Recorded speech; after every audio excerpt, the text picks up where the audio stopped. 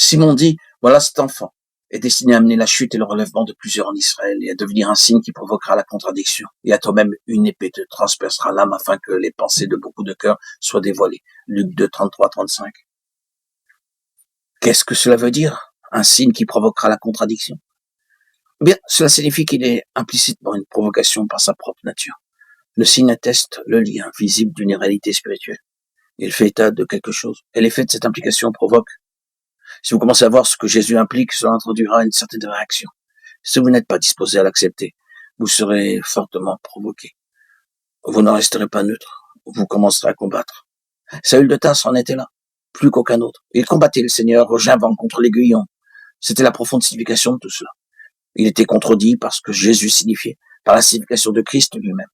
Dans la personne de Christ se trouve un genre d'homme différent, non pas un simple homme terrestre, mais un homme merveilleux. Voici un homme incarnant dans sa propre personne un saint, la norme divine, la mesure céleste. Et les hommes sont estimés et pesés par cette norme céleste lorsqu'ils sont en présence du Seigneur Jésus. Non seulement par ce qu'il dit et les jugements qu'il énonce verbalement, mais par sa présence. Ils découvrent une norme qui met en évidence leur petite dimension, leur insuffisance, leur différence. Vous n'ignorez pas que cela est vrai.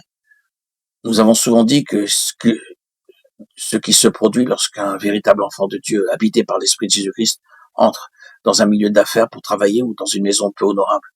Bien souvent, sans qu'ils disent qu'il est chrétien, une contrainte se manifeste. Et les gens commencent à faire des remarques désobligeantes, provoquées par la présence de Christ dans le croyant. Quelque chose dans l'atmosphère a été perturbé. Sans être maladroit ou incompétent, quelques personnes le sont naturellement et provoquent cela par leur maladresse.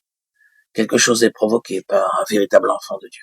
Même s'il est humble et affectueux, il devient une personne marquée et différente, dont la différence embarrasse les autres.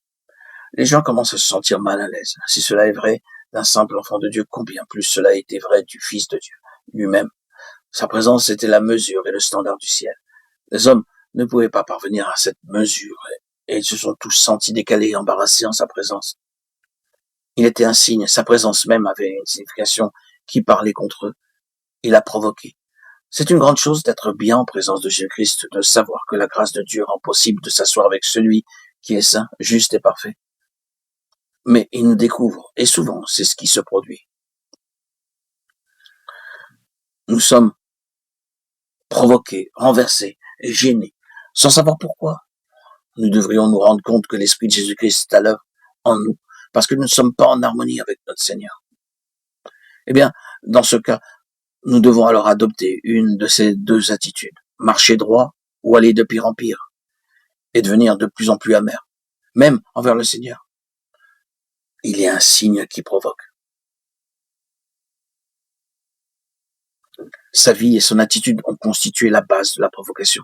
Voyez bien qu'il ne s'est pas conformé à leur système terrestre, mais à leur système religieux. Il ne s'est pas plié à la règle commune pour faire des choses usuelles. Il appartenait à un système céleste. Les principes spirituels et célestes étaient tout pour lui, et non pas les rites extérieurs et le formalisme. Il n'agissait pas de manière extérieure et conventionnelle.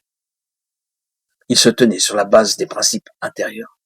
Et ce que signifiait son comportement a provoqué ceux qui étaient attachés à la forme plutôt qu'à l'esprit, au cadre plutôt qu'au cœur.